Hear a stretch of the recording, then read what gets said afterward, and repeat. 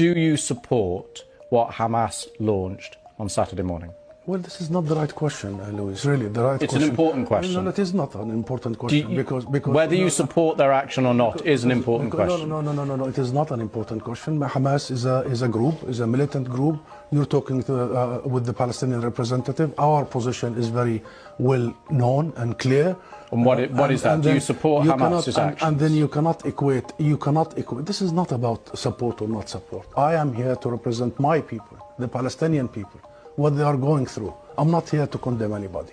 And if anybody that needs to be condemned, it's what you call the only democracy in the Middle East, that is Israel, between parentheses, that is doing what you have just reported, targeting civilians. And this has not just happened the last 48 hours. Hamas was just targeting Palestinians, but you won't condemn that. I'll tell you one thing. Hamas is not the Palestinian government, okay? The Israeli government is giving orders for its organized army. So please don't draw any symmetry here. Don't equate. There is no way you can draw any symmetry. And don't equate between the occupied and the occupier. This doesn't serve justice to understand for your audience and viewers the real situation. Since Israel's establishment, it has had one military doctrine. When it fights, it goes and fights civilians, kill civilians, so they pressure the fighters. Since 1948, and go back to the record, and this has been repeated in Gaza and will continue to be repeated. So the conversation is not a blame game. I am not in the business of blaming the victim here. The real conversation is how do we stop this vicious, deadly cycle? You just condemned Israel for killing civilians, and you won't condemn Hamas for killing civilians.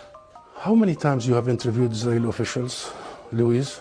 Hundreds of times. Hundreds of times. How many times Israel have every day for the last 50 years? You know the situation in Gaza, you've just described it. This is the biggest open-air prison. Those people, 2 million, have been taken hostage by Israel for the last 16 years. So I'm saying this just to say, Louise, perhaps this is about time we abandon this rhetoric, very dangerous, this framework, and we start giving people the real ugly truth sometimes. What is the solution in your eyes? International law, that's it. The equal application of international resolutions and law and legitimacy, as you did in Ukraine. Would you bring the Ukrainian ambassador here and start asking him to condemn some of his fighters? We need to fully and equally apply the rules that were created by the League of Nations after the horrors of the Second World War. We need to make sure that Israel is not the exception. It has been for the last 75 years. We need to make sure that nobody is above the law. Britain is renowned, Louise, for the rule of law. I think that's the solution. I think that's the solution.